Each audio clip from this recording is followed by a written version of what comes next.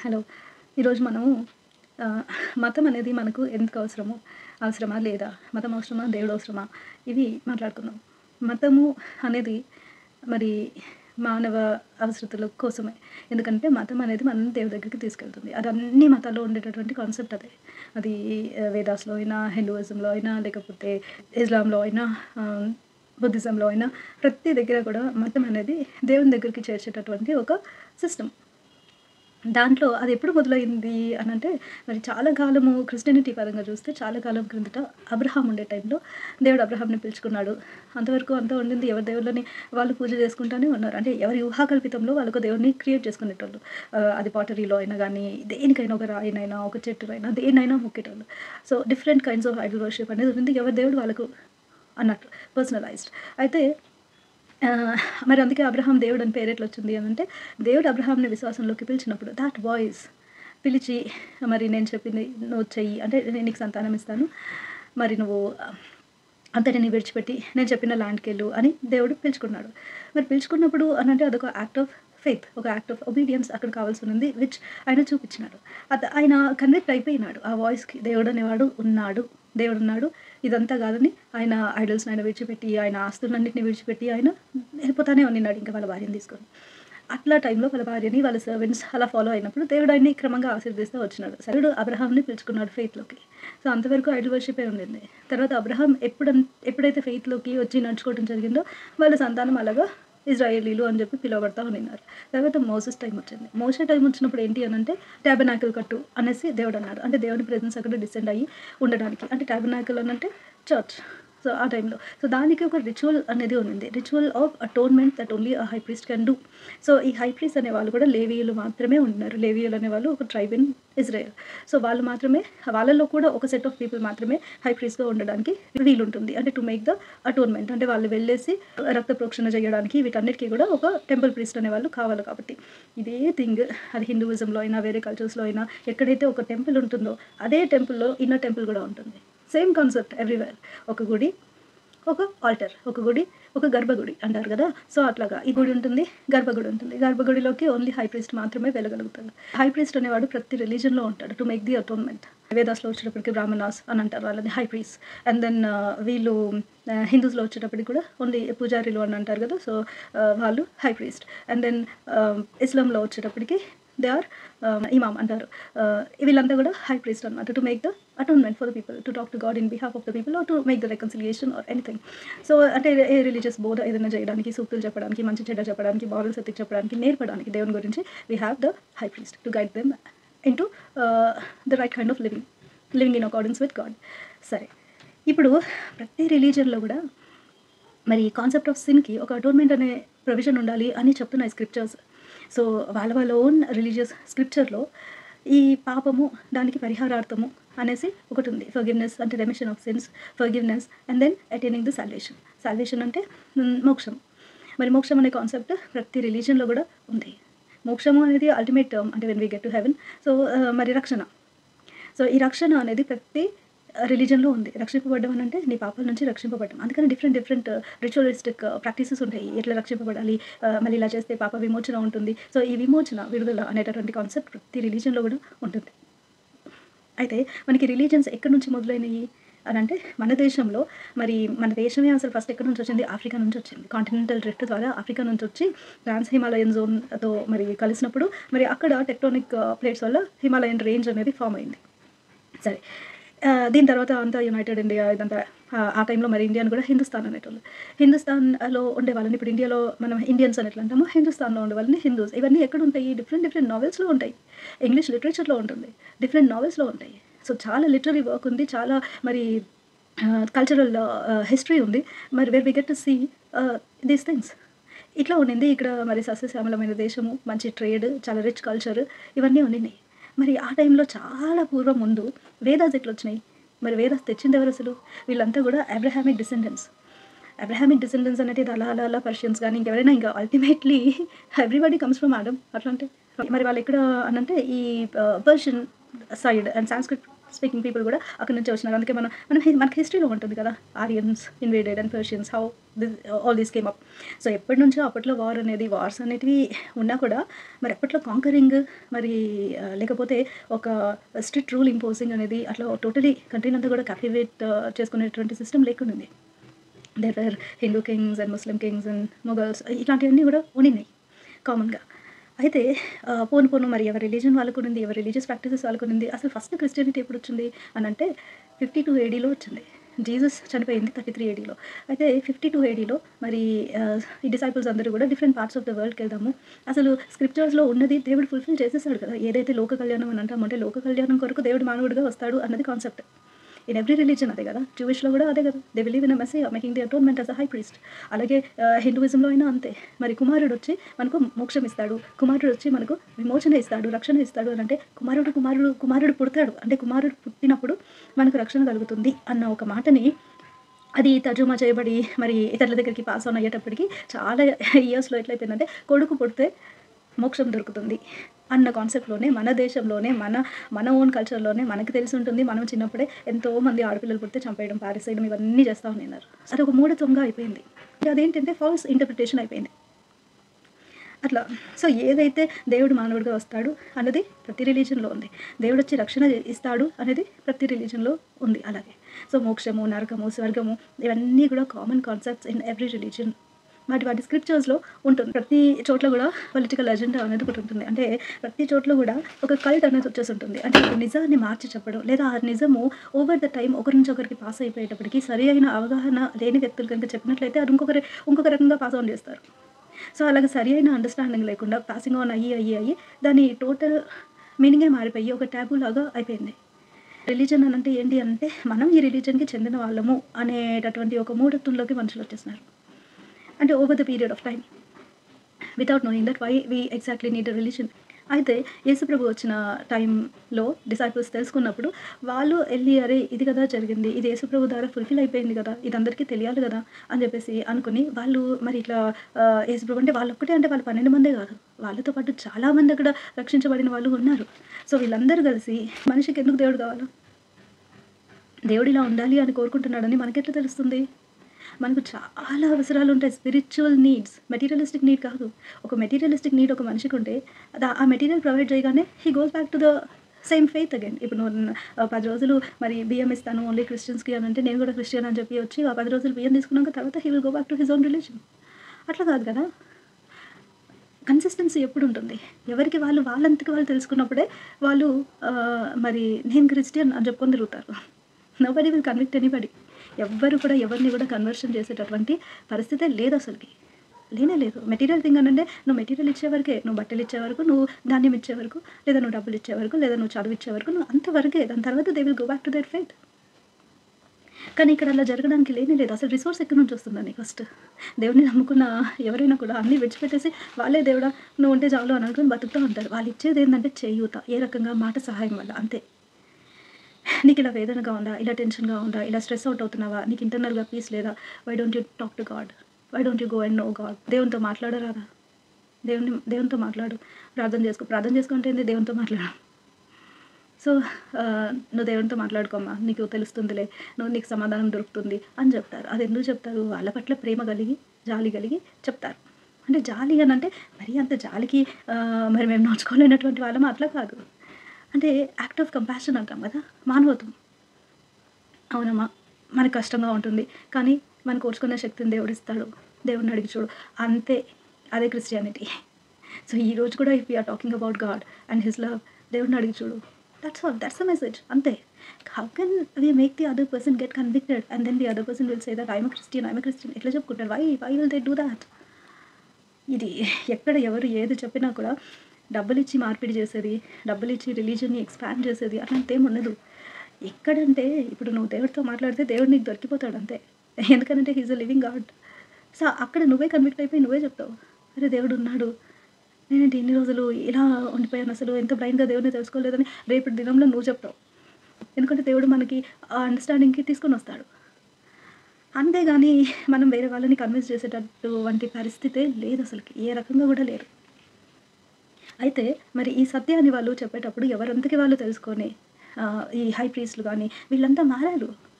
మలబార్ కోస్ట్‌కి వచ్చినప్పుడు థామస్ అంటే కేరళ వచ్చినప్పుడు అక్కడ ఆయన మిషన్ అనేటిది కొనసాగించినప్పుడు అంతా సో, అక్కడ ఉన్న ఫస్ట్ చేంజ్ అయింది ఎవరు? Brahmins themselves. మరి వాళ్ళు మారుతా వచ్చారు. మెల్లమెల్లగా, మెల్లమెల్లగా వాళ్ళు మారుకుంటూ వచ్చారు. ఇది ఎప్పుడు 52 ఏడీ ఇది. వేదాస్ ఆ పీరియడ్ అంతా 1500 బీసీఈ అంటే అది అప్పట్లో యెషయా లేరు, ఎవరు లేరు. సో, అంత పాతప్పుడు అది immediately or around the time of Moses ఆ టైం. తర్వాత మనకి 52 ఏడీ ఆ టైంకొచ్చినప్పటికి ఇట్లంతా మారిపోతా ఉంటేనే మరి కాస్ట్ సిస్టమ్ అని, అదని, ఇదని చాలా ప్రబలిపోయింది. In order to oppress the people. ఆ టైంలో నుంచి మరి క్రిస్టియన్స్ అనేటి వాళ్ళు ఉన్నారు. సో, ఇక్కడ హిందూస్, క్రిస్టియన్స్, ముస్లిమ్స్ అంతా గూడా మరి ఉన్నారు.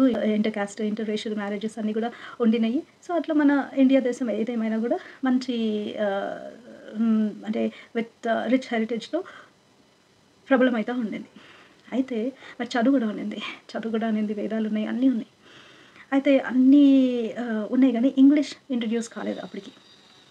1800స్‌లో మనకు ఆహ్, బ్రిటిష్ రూల్ అనేది ఉండింది. బిఫోర్ థాట్ మిషనరీస్ కూడా వస్తా పోతా ఉండిన్నారు. బైబిల్ వచ్చిందే మనకు 1611లో. దాంట్లో గూడా మళ్ళీ అపోక్రిఫ్ అని అంటే ఈ కానానికల్ స్క్రిప్చర్స్ అని అంటారు. అక్కర్లేనివి. ఇవన్నీ దేవుని చేత, దేవుని ఆత్మ చేత రాయబడలేదు ఇవన్నీ. వీటిని మనము ఎక్స్‌క్లూడ్ చేద్దామని. అంతకుముందు మరి ఏముండింది? మార్టిన్ లూథర్ దేనికోసం అసలు ఆయన ఫైట్ చేసినాడు? అట్లా అనంటే వల్గేట్.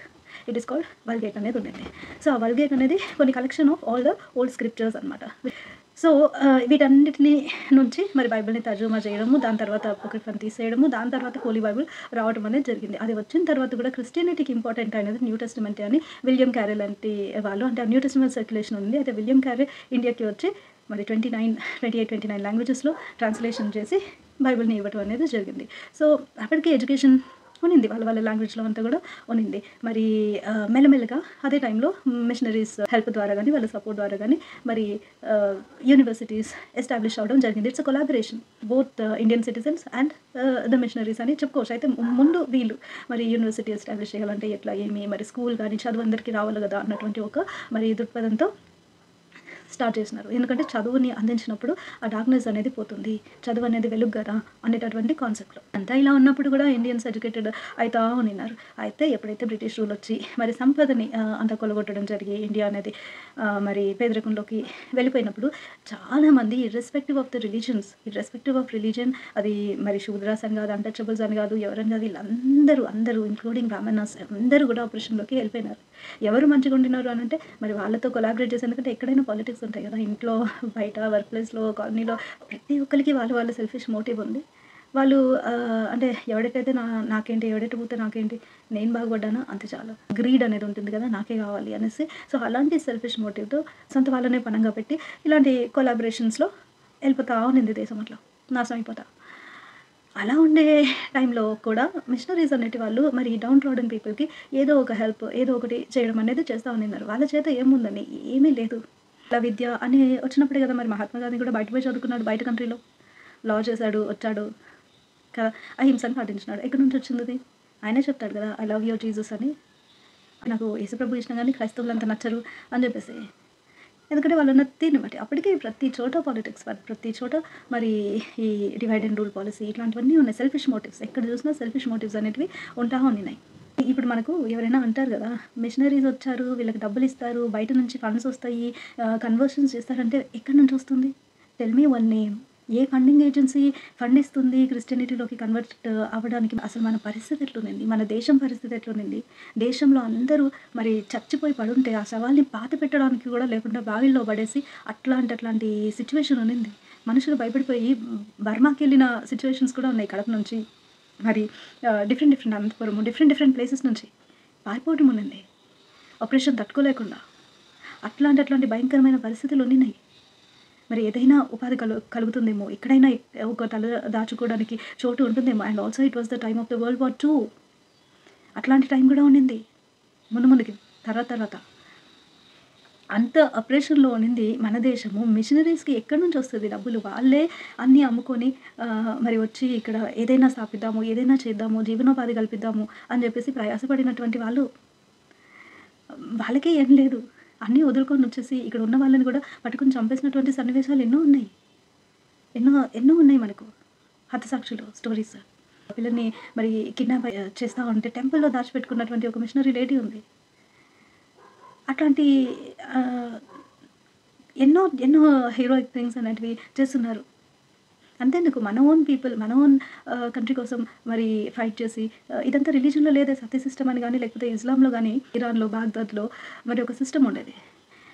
స్పౌస్ చనిపోయిన తర్వాత వాళ్ళని కూడా ఒక గుంట తవ్వేసి, ఆ గుంటలో ఇద్దరిని పడేసి, వాళ్ళకి కొన్ని రోజులకి సరిపడా తిండి గూడా పడేసి, ఆ మూత పెట్టేసేవాళ్ళు.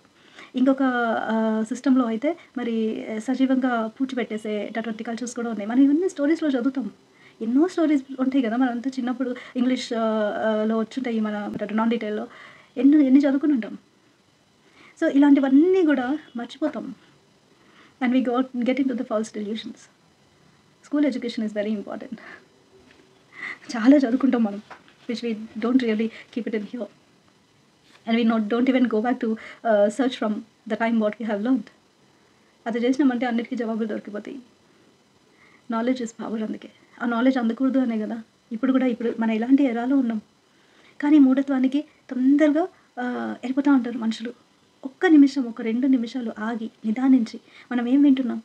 అవతలోళ్ళు కరెక్ట్‌గా ఏం చెప్తున్నారసలు? వాళ్ళ పాయింట్ ఏంది? మనం ఏం వింటున్నాం? మనం ఏం చేయాలి? అని ఒక 2 నిమిషాలు ఆగి, ఒక దాని తర్వాత ఒకవేళ సరేలే ఇగ్నోర్ ఇదంతా నాకు తెలుసు అని అనుకుంటారు. అవునా? అని అనుకుంటారు. ఒకవేళ అవునా అని అనుకున్నప్పుడు మరి మనం ఎళ్లి చూద్దాము అని అనుకుని ఒక 5 నిమిషాలు, 10 నిమిషాలు ఆ టాపిక్ గురించి మనమే కొద్దిగా రిసర్చ్ చేస్తే తెలిసిపోతుంది. దానికి కొట్లాటలు, ఉక్రోషాలు ఇవన్నీ ఎందుకు? మనం ఎట్లాంటి సెంచురీలో ఉన్నాం? ఒక బటన్ నొక్కితే నాలెడ్జ్ దొరికిపోతుంది.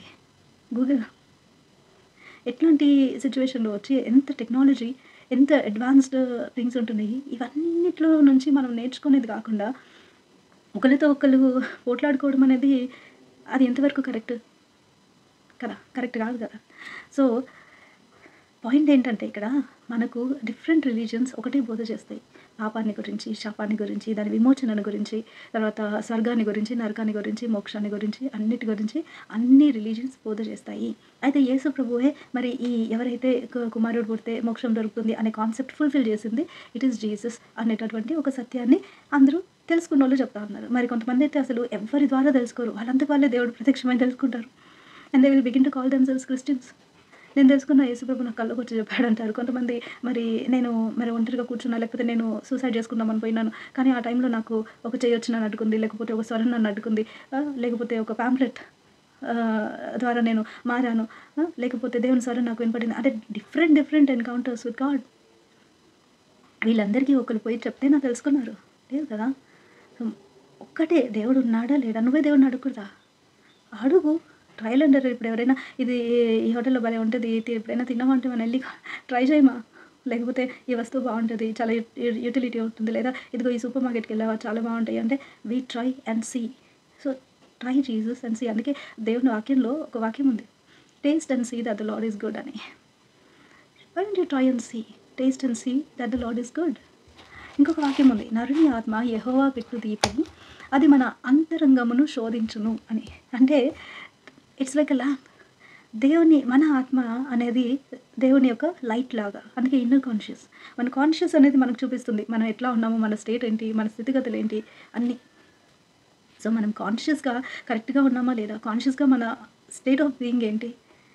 ఒక్కొక్కళ్ళు ఒక్కొక్క బిలీఫ్‌లో ఉన్నారు. ఒక బిలీఫ్ సిస్టమ్‌లో ఉన్నారు. లేదా ఒక మూఢత్వంలో ఉన్నారు అనేసంటే అది వాళ్ళు ఏదో ఒక రకంగా దాంట్లో వెళ్ళిపోయి ఉంటారు. అంటే అది ఇప్పుడు సపోజ్ మా అమ్మ చెప్పింది ఈ పద్ధతి ఫాలో కమ్మని అదంతే అదెందుకో ఏమో తెలీదు గానీ, అమ్మ గదా! చెప్పింది కదా! అందుకే ఇంకిట్లా చేస్తాం. సో, అట్లాంటి సెంటిమెంటల్ వాల్యూస్‌తో చాలామంది ఉంటారు. ఏం చేస్తారో అర్థం కాదు గానీ దాన్ని ఫాలో అవుతా ఉంటారు సెంటిమెంట్. ఎప్పుడైతే మనంతకి మనం తెలుసుకుంటామో అప్పుడొస్తుంది బ్రేక్ త్రూ. అప్పుడు మనము అమ్మ చెప్తే ఏంటి, నాయన చెప్తే ఏంటి, ఎవరు చెప్తే ఏంటి మనం వినకుండా నేను అట్లంతా చేయనుమా అని చెప్పేస్తాం. అప్పుడొస్తుంది అంటే we can voice out because we have known. అది మనకు తెలియనంత వరకు లేదులే అబ్బా! ఫ్యామిలీ ట్రెడిషన్ మరి కంటిన్యూ అవుతాం ఇట్లనే అని అనుకుంటాం. చాలామంది ఆ కాలంలో గూడా సాయం చేసింది మరి ఎవరైతే కొంచెం వెల్తీగా ఉన్నారో వాళ్ళు అరే! మీరు చేసే సేవ చాలా మంచిది. మీకు ఈ అవసరం ఉన్నట్టుంది. ఇదిగోండి ఇది ఉంచండి. ఇంత మాత్రం నేను సాయం చేయగలుగుతాను. నా పేరు ఎక్కడ చెప్పకండి. లేకపోతే నేను కూడా మీ దేవుడిని నమ్ముకుంటాను. బహిరంగంగా చెప్పలేను అని అనేటోళ్ళు చాలామంది ఉంటారు. సో, అట్లంటే చెప్తున్నా మరి ఎంతోమంది వాళ్ళంతకి వాళ్ళు బిలీవ్ చేస్తారు దేవుడిని. కానీ బయటికి చెప్పరు. తెలుసుకోవాలి అని ఆరాటం ఉంటుంది. ఎందుకనంటే అరే! మన కల్చర్‌లో మన ఫ్యామిలీ గొడవలెందుకు? లేకపోతే ఎందుకు అనవసరంగా దీన్ని బయటికి చెప్పుకునేది అనేసి అనుకొని చెప్పరు. కానీ లోపల ఒక బిలీఫ్ అనేది ఉండొచ్చు. అట్లాగా ఎవరికీ ఏం చెప్పకుండా వాళ్ళంతకి వాళ్ళు ఇంట్రెస్ట్‌గా బైబిల్ తీసుకొని చదువుకొని మారుమనసు పొందుకున్న వాళ్ళు కూడా ఉన్నారు. నేనే ఎంతోమందిని విట్నెస్ చేసిన అట్లా. ఎంతోమంది సాక్ష్యాలు విన్నాను అట్లా. ఎంతోమంది బ్రాహ్మణ్స్ వచ్చి ఇది కరెక్ట్‌గా ఇంకా అంటే వేదాస్‌లో ఉండేది ఇది కరెక్ట్‌గా మరి ఈ ఏవైతే అంటే మంత్రాలు అని అంటాం కదా! మంత్రాలు అనంటే ప్రైజెస్. అవి యాక్చువల్‌గా ఏంటంటే ప్రైజెస్. ఎందుకంటే వాళ్ళు చదివి దాని ఇంటర్ప్రిటేషన్ ఇచ్చున్నారు చర్చెస్‌కొచ్చి వాళ్ళ సాక్ష్యం చెప్పుకుంటా. నేను ఒక బ్రాహ్మణ్ పూజారి. మరి నేను మారుమనసు పొందుకున్నాను అంటే నేను దేవుడిని తెలుసుకున్నాను.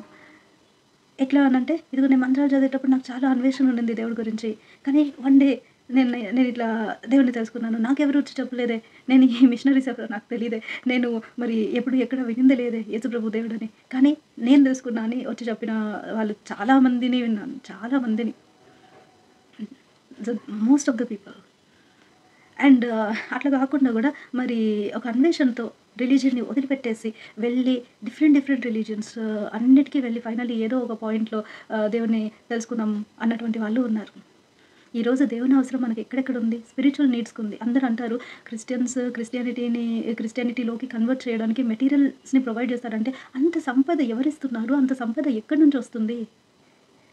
అంటే దానివల్ల అవసరం ఏంటి? అలా చేస్తే ఏమొస్తుంది అసలు ఫస్ట్? ఏం రాదు కదా! ఏం రాదు. మనిషికి కొన్ని స్పిరిచ్యువల్ నీడ్స్ ఉంటాయి. Which only God can meet. So, మనకు తెలియకుండా దేవుడిని ఎక్కడెక్కడో వెతుక్కుంటా ఉంటాం గదా! అట్లా కాదబ్బా! దేవుడు మన లోపలే ఉంటాడు. మన ఇన్నర్ కాన్షియస్‌గా ఉంటాడు. మనము ఒకటే కూడా కూర్చొని దేవుడా నాతో మాట్లాడు అని అనుకుంటే ఆయన మాట్లాడే దేవుడు. అది నేను తెలుసుకున్నాను. సో, నీకిష్టమైతే నువ్వు కూడా తెలుసుకో. అంతే. Thought is the only advice are suggestion నేను ఇవ్వగలిగేది. నా దగ్గరైతే అంతే ఉంది ఇవ్వడానికి. ఇంక నా దగ్గర ఏమీ లేదు. సో, ఒక మనిషికి చేయూతని మనం ఎట్లిస్తాం? ప్రేమగా, ఆప్యాయతగా. అరే! ఎన్నో స్ట్రగుల్స్ ఉంటాయి చెప్పుకోలేనటువంటి. ఒకవేళ చెప్పుకుంటే లోకువ అయిపోతామేమో. ఒకవేళ చెప్పుకుంటే మరి మనకు సరి అయినటువంటి మర్యాద దొరకదేమో. ఒకవేళ చెప్పుకుంటే వేరే వాళ్ళు అడ్వాంటేజ్ తీసుకుంటే మన వీక్‌నెసెస్‌ని. సో, అలాంటి క్వెషన్స్‌తో గూడా ఎవరు ఏం చెప్పుకోకుండా కామ్‌గా, మౌనంగా సహించుకుంటా, భరించుకుంటా వాళ్ళ స్ట్రగుల్స్‌లో వాళ్ళుంటారు. ఎన్నో స్పిరిచ్యువల్ నీడ్స్. మరి నేను చేసిన పనులకి నాకసలు రిడెంప్షన్ ఉంటుందా అని అనుకుని సతమతమైపోయే వాళ్ళుంటారు. నాకు శాంతి లేదు అని అనుకునే వాళ్ళుంటారు. నాకు అన్నీ ఉన్నాయి గానీ మరి నాకు నాకు ఏదో తెలియని మరి శూన్యం నా లోపల చాలా అలజడి రేపుతుంది అనేటోళ్ళుంటారు. సో, ఎంత సాధించినా, ఏమి కావాలన్నా, ఎక్కడ పోయినా మనశ్శాంతి దొరకడం లేదనేటోళ్ళుంటారు. అదెందుకంటే ఆ వాయిడ్ అనేది అంటే ఆ ఎంప్టీనెస్ దేవుడు ఎందుకు పెడతాడంటే it can only be filled with God. అది. అది అట్లుండాలి హ్యూమన్ పర్స్యూట్ మనకి. మన ఫెయిత్‌ని మనమే క్వెషన్ జేసుకోవాలా. ఈరోజు నువ్వు ఊరికినే బ్లైండ్‌గా ఏదంటే అది విని జస్ట్ ఒక ఏమంటారు ఉన్మాదితనం మనలో పెట్టుకొని అట్లా బిహేవ్ చేయకూడదు. అంటే రిలీజియన్ అంటే we belong to this religion blindly అట్లా కాదు కదా! రిలీజియన్ మనకెందుకు కావాలి క్వెషన్. ఆ క్వెషన్ మనకు మనం వేసుకోవాలి. దేవుడు ఎందుకు కావాలి క్వెషన్. నువ్వు ఏ దేవుడిని ఇష్టపడుతున్నావు? నువ్వు ఏ దేవుడిని పూజ చేస్తున్నావు? ఏ విధంగా పూజిస్తున్నావు? ఆ దేవుడితో నీకు వ్యక్తిగత సంబంధం ఉందా? లేదా? ఆ దేవుడు నీతో మాట్లాడతాడా? లేదా? మరి నీ అవసరతలేంటి? దేవుడు ఆ అవసరతలని నీకు ఎలా తీరుస్తున్నాడు? అన్న ప్రశ్నలన్నీ మనకు మనం వేసుకుంటే దానికి సమాధానం అనేది ఒకటి దొరుకుతుంది. సేమ్ అదే విధంగా ఈరోజు మరి ఎవరైనా కూడా యేసుప్రభు నా జీవితాన్ని మార్చేశాడు. ఈయన దేవుడు. హి బికేమ్ ది అటోన్‌మెంట్. ఏదైతే మన రిలీజియస్ స్క్రిప్చర్స్ చెప్తాయో ఇదంతా గూడా ఈయన లోపల ఫుల్‌ఫిల్ అయింది అని తెలుసుకున్నాను నేను. అప్పటి నుంచి నాకు మనశ్శాంతి. అప్పటి నుంచి నాకు దేవుడిని తెలుసుకున్నాక లైఫ్‌ని చూసే విధానమే మారిపోతుంది అని మనం సాక్ష్యం చెప్తాం. అంతే. సో, ఇంకా ఆన్ గోయింగ్ స్ట్రగుల్స్. దేవుడిని తెలుసుకున్నంత మాత్రాన దేవుడిని గుణాతిశయాల్ని మన లోపల దేవుడు పెంపొందించాలనంటే ఆయనకి తగినట్టుగా నడుచుకుంటా ఉండాలి. క్రమంగా. అది నీకు వాక్యం తెలిసినా, తెలియకపోయినా ఎట్లైనా కూడా దేవుడు నడిపిస్తా ఉంటాడు తన ఆత్మని మనలో నింపి. అది అట్లా కావాలి అనంటే దేవుని దగ్గరికి పోవాలి గదా! అందుకని ఇప్పుడు నేను యేసుప్రభుని తెలుసుకున్నాను కాబట్టి ఆయన నిజమైన దేవుడు. అందుకే నువ్వు కూడా నమ్ముకో అనేది తప్పు. నేను తెలుసుకున్నా కాబట్టి నేను నమ్ముకుంటా. నేను తెలుసుకున్నాను కాబట్టి నువ్వు నమ్ముకోవాల్సిన అవసరం లేదు గదా! అది నా ఎక్స్‌పీరియన్స్ అది. సో, ఇప్పుడు నేను చెప్తున్నాననంటే అది ఒక అఫర్మేషన్. నీకు యేసుప్రభు తెలుసా అంటే, ఓహ్! యెస్ నాకు తెలుసు. నేను తెలుసుకున్నాను. I had my experience. I had my encounter with him. Yes I know he is real అని నేను చెప్తాను. అంతేగాని మరి నీకు దేవుడు తెలుసా? తెలీదా? నువ్వు దేవుడిని తెలుసుకుంటావంటే అది నీ ఇష్టం. నీ పర్స్యూట్ కదా! నీ ఇష్టము. నువ్వు దేవుడిని తెలుసుకోవాలంటే తెలుసుకో. లేకపోతే లేదు. దానివల్ల మనకేమొస్తుంది? నేనైతే అట్లా చెప్పాను. నేనైతే అసలు అట్లా చెప్పాను. Go have your own pursuit for God. ఢూంढने पे भगवान भी मिल जाता అని అంటారు. వెతికితే దేవుడు కూడా దొరుకుతాడు అని. సో, వెతికితే దొరుకుతాడు కదా! మాట్లాడే దేవుడు కదా! వెతికితే కాదు. నేనేమంటానంటే ఉన్న చోట ఇప్పుడు right now wherever you are try to talk to God. If you want, అది కూడా ఆప్షనలే, అదేమైనా ఇంపోజింగా కాదు కదా, nothing. If you want you talk to God wherever you are. That is the thing కదా. మనకి ఈ దేవునికి మనిషికి మధ్యలో ఉండేటటువంటి ఈ రిలీజియస్ కనెక్షన్ అనేది అది యేసు ప్రభు ద్వారా ఒక అటోన్మెంట్ ఆయన హై ప్రీస్ట్గా చేసి ఫుల్ఫిల్ చేసేసినాడు కాబట్టి it is done, it is accomplished అంటాడే, దానికి అదే అర్థం, అదే సమాప్తమాయను, ఆయన ముగించేసినాడు ఆ పనిని. కాబట్టి ఇప్పుడు ఏ బ్యారియర్ లేదు. నువ్వు ఒక ఆఫీసర్ని కలవాలంటే డైరెక్ట్గా ఆఫీస్ రూమ్లోకి ఎట్లా వెళ్ళగలుగుతావో మనం అడుగుతాం, ఎలా కలవాలి అని. ఏం లేదు, ఆఫీస్కి వెళ్తే డైరెక్ట్గా నేరుగా నువ్వు చేంబర్లోకి వెళ్ళిపోవచ్చు, ఆఫీసర్ డైరెక్ట్గా చేంబర్లోకి వెళ్ళిపోవచ్చు అని అంటే అవునా అని అనుకుని నువ్వు అట్లా పోతావా, లేకపోతే లేదు నేను పద్ధతిగానే పోతానని మళ్ళీ వచ్చి వాచ్మెన్ దగ్గర పర్మిషన్, మళ్ళీ రిసెప్షన్లో వెయిటింగ్, రిసెప్షన్లో పర్మిషన్, అరే అవసరం లేదండి మీరు ఓన్లీ పోవచ్చు అని అంటే కూడా లేదు లేదు నేను అట్లా పోను అని కాంప్లికేటెడ్గానే పోతామా అట్లా. So that is what it is fulfilled, అలా జరిగిపోయింది. కాబట్టి you have a direct access to God. So if you want to know God, know it yourself. అదే నాకు తెలియదే ఎట్లా ప్రేయర్ చేయాలో, ఎట్లా అడగాలో దేవుడిని అని అనుకుంటే ఎట్లా అంటే అట్లా అడగచ్చు, ఉన్న పలంగా, ఎట్లా అంటే అట్లా ఉన్న చోట. God, if you are a true God, reveal yourself to me, talk to me అంటే నిన్ను నువ్వు పరిచయం చేసుకోకూడదా, నాకు తెలుసుకోవాలని ఉంది, జెన్యున్గా తెలుసుకోవాలని ఉంది. ఒకవేళ నువ్వు నిజమైన దేవుడు అయితే నీ కరుణతో నాతో కూడా మాట్లాడకూడదా అని అడగడంలో తప్పేముంది. అంటే మనం హార్ట్ స్టోన్లో దేవుడిని పైన మాటలు అనుకుంటా దేవుడిని బెదిరించైతే అడగలేం కదా. మన లాంగ్వేజ్ ప్రాపర్గా లేదని అంటే దేవుడు రోషం కలిగిన దేవుడు, మన లాంగ్వేజ్ సరిగా లేదంటే మనతో ఎట్లా అడిగిపించుకోవాలో దేవుడికి బాగా తెలుసు. అంత పెద్ద పరిస్థితి మనకి ఎందుకు, మన కర్మను మనం కాల్పించుకునేది. అందుకే మనం లాంగ్వేజ్ ఏదో కొంచెం పొలైట్గా పెట్టుకుని అడిగేసేయచ్చు కదా, సింపుల్ వే అయిపోతుంది. సో ఆయన మాట్లాడాలి అని ఇష్టపడితే మాట్లాడతాడు. ఒక టైంలో ఒక ఎక్స్పెరిమెంట్ లాగానే ట్రై చేయొచ్చు కదా. దేవుడు, మీ దేవుడు గొప్ప, మా దేవుడు గొప్ప, మీ దేవుడు ఉన్నాడు, మా దేవుడు అరే దేవుడు ఉన్నాడు భాయ్, నువ్వైపో తెలుసుకో, అయిపోతుంది కదా. దానికి ఎందుకు కొట్లాట, ఎందుకు దానికి. నేను ఇంత ఫెయిత్లో దేవుడిని తెలుసుకొని ఇంత దూరం వచ్చి ఈ దేవుడిని యూదులు ఎట్లా అయితే అప్పచెప్పినారో అట్లాగా నువ్వు నీ ఇష్టం వచ్చిన మాటలు అనుకో అప్పచెప్పేసేదానిక. No, that is a precious world that I got. So I got the love of God, I got his rulership in my life, I got his kingdom in my life. అట్లాంటప్పుడు how can I let my God to be blasphemed? How can I let my God to be taken for granted? కదా. అంటే కొట్లాటలు పెట్టుకొని మాటలు అనిపించి దేవుడిని మాట్లాడితే అది నాకు ఇష్టం ఉండదు. అందుకనేసి నేను అసలు ఇంత దూరం వచ్చి I cannot let anybody say something bad upon God without knowing anything. The point is, go and know for yourself. అంతే. I'm not challenging, nothing like that. If you want to know, go know for yourself. దేవుని ఉన్న పలంగా అడిగితే దేవుడు omni present అంటారు కదా, సర్వాంతర్యామి, సర్వాధికారుడు, సర్వాంతర్యామి, స్వశిత్తుడు. So కాబట్టి ఆయన ఎక్కడైనా ఉంటాడు, ఎట్లయినా మాట్లాడతాడు, ఎవరైనా ఆయనతో మాట్లాడచ్చు. కాబట్టి we can talk, we can have access మన స్పిరిచువల్ నీడ్స్ కోసం. అంతే. అది నీకు కావాలంటే చేయలేకపోతే లేదు. అదే దాంట్లో ఇప్పుడు నేను ఎందుకు చెప్తాను, ఎందుకు పంచుకుంటాను అంటే నా ఆలోచనలు నేను పంచుకుంటాను. ఎందుకు అనేసి అంటే ఎవరికైనా అవసరం పడుతుందేమో. అరే మనం ఎన్ని స్ట్రగుల్స్ ఉంటాయి కదా లైఫ్లో, బట్ అవన్నీ అందరితో చెప్పుకోలేము, భయం ఉంటుంది. అరే మనం చాలా తప్పు చేసేసినామే, మనం సేమ్ విధంగా యాక్సెప్ట్ చేయబడతామా, మనం మన అసలు ఎవరి ద్వారైనా ప్రేమించబడతామా, క్షమించబడతామా, క్షమాపణ ఉందా ఇట్లాంటి వాళ్ళకి, లేకపోతే నాకు తెలియకుండా ఇట్లాంటి వాటిలోకి వెళ్ళిపోయానే, దాంట్లో నుంచి నాకు విడుదల అనేటిది ఉంటుందా. సో ఇలాంటి క్వశ్చన్స్ ఉంటాయి. ఇంత లైఫ్ బతికానబ్బా నేను, ఇంత లైఫ్ బతికి నేను అన్నీ సాధించుకున్నాను, అయినా కూడా నాకు మనశ్శాంతి లేదు, నాకు అసలు లేనిదంటూ ఏం లేదబ్బా, అయినా కూడా నాకు నెమ్మదే లేదు అసలుకి, నాకు అసలు సరిగా నిద్రే పడదబ్బా రాత్రులలో, ఏం కావాలో నాకే తెలియదు, ఇక నా మనసంతా అసలు ఎంటీగా ఉంటుంది. I don't even know why. ఎన్నో థింగ్స్ ఉంటాయి, ఇంత భరించి నేను అసలు ఎట్లా లివ్ చేసిన, కానీ నాకు ఎప్పుడు చూసినా స్ట్రెస్ ఉంటుంది, హెల్త్ ఇష్యూస్ ఎన్నో ఉంటాయి. యేసు ప్రభు వచ్చినప్పుడు కూడా వీటన్నిటినీ అడ్రస్ చేసినారు కదా. Peace be with you, my peace I give unto you అన్నాడు దేవుడు. సో ఆ మనశ్శాంతి, నెమ్మది, ప్రశాంతత లోపల ఇంటర్నల్గా మనకు ఏదైతే అలజడి ఉంటుందో అదంతా కూడా బాగు చేసేది, దానంతా కూడా అడ్రస్ చేసేది దేవుడు. సో దేవుడితో మాట్లాడితే ఏదైనా జరిగే అవకాశం ఉంటుంది. అది ఒక అడ్వైస్, ప్రేమ కలిగినటువంటి ఒక సజెషన్ అంతే. Why don't you try God and see, అంతే. హిస్టరీ పాస్ట్ ఇస్ పాస్ట్, అయిపోయింది. ఎట్లొచ్చింది మన కంట్రీ, మన ల్యాండ్ని మనం ఏమైనా సపరేట్ చేసి మళ్ళీ ఆఫ్రికాకి పంపించగలుగుతామా, లేదు కదా. డిఫరెంట్ స్టేట్స్ అవి ఇవి అని చేసుకొనేసిన ఎట్లా ఉన్నా కూడా సమాధానంగా ఉంటున్నాం. సో మనం ఏ సెంచరీలో ఉంటున్నాం, మన మూఢత్వానికి ఈల్డ్ అయిపోకుండా ఆలోచన చేసి అందరితో సమాధానంగా ఉండాలి, శాంతి కలిగి ఉండాలి. ఆలోచనలు పంచుకోవాలని అంతేగాని మరి ఇది కరెక్ట్ కాదబ్బా నువ్వు చేసేది అని అంటే కోపం వస్తుంది కదా! ఏం కరెక్ట్ కాదు, నీకేం తెలుసు అసలు, నీకెందుకు అసలు, నేనేం చేస్తే నీకెందుకు అని అంటారు. అంతే కదా! నేను ఏ దేవుడిని మొక్కుంటే నీకెందుకు అసలు కదా! నాకెందుకు? నువ్వు ఏ దేవుడినైనా మొక్కుకో, నువ్వు ఏ దేవుని దగ్గరికైనా వెళ్ళు, నువ్వు ఏ రిలీజన్‌కైనా పో, దాంట్లో నాకేం నష్టం? నాకేం లేదే కదా! అట్లాంటప్పుడు అసలు రిలీజియన్ గురించి కానీ, నువ్వు ఏ దేవుడిని నమ్ముకుంటావు ఇదంతా అనవసరం. వాళ్ళ ఎక్స్‌పీరియన్సెస్ వాళ్ళకుంటాయి. మనం అదంతా చెప్పకూడదు. అదంతా అసలు యేసుప్రభు నిజమైన దేవుడు అని నేను తెలుసుకున్నాను కాబట్టి నువ్వు నమ్ముకో అనేది కరెక్ట్ కాదు. నువ్వు తెలుసుకుంటే నువ్వే నమ్ముకో. నేను తెలుసుకున్నా కాబట్టి నేనే నమ్ముకుంటా. కానీ he is a very loving God who can meet our spiritual needs అనే ఒక స్టేట్మెంట్ మాత్రమే నేను ఇవ్వగలుగుతాను. ఒక అఫర్మేషన్ నేను ఇవ్వగలుగుతాను. ఈజ్ అ ట్రూ గాడ్, నేను తెలుసుకున్నానబ్బా! అండ్ ఆయన లోపల నాకు చాలా మనశ్శాంతి దొరికింది.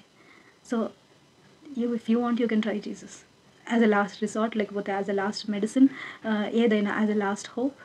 So try Jesus and see. అంతే అబ్బా నేను సజెషన్ ఇవ్వగలిగేది. ఎందుకంటే నా దగ్గర అంతకన్నా బెటర్ సజెషన్ ఏం లేదు అని ఒక వెల్ విషర్‌గా గానీ, ఒక ఫ్రెండ్‌గా గానీ, ఒక ప్రేమపూర్వకమైనటువంటి ఒక సజెషన్, అంతే ఒక సలహా ఇవ్వగలుగుతాం. I have known God and that is my testimony. If you want to know, go and find it out for yourself. And my only suggestion is try and see as a last resort. That's it.